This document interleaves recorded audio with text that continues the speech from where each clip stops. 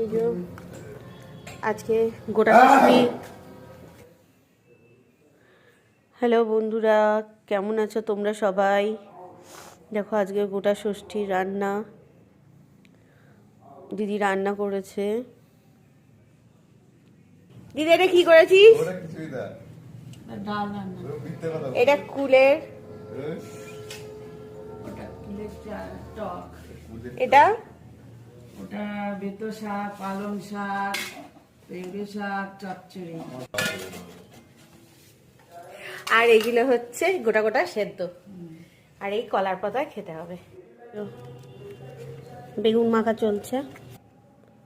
এই যে আলু সেদ্ধটা মাখা হয়ে গেছে, ভাত বাড়া হচ্ছে। এই কলার পাতাগুলো আমি নিয়ে এসেছিলাম মা আমাদের বাবার বাড়ির থেকে, দিদির বাড়িতে নিয়ে এসেছিলাম। আজকে কলার পাতায় খেতে হয়, প্রসাদ যেহেতু। এটা গোটা ষষ্ঠী, এটা পুজো, শিলনোড়া পুজো বলে এটা। এই যে জল ছিটিয়ে দিল ওপরে, ভাতের উপরে জল দিয়ে, এবার এই কলার পাতা দিয়ে ভাতটাকে ঠান্ডা করার জন্য একটু হাওয়া দিয়ে, এটাই নিয়ম, দিয়ে এবার খাবে। আমার চ্যানেলটিকে সাবস্ক্রাইব করে দেবে ভালো লাগলে।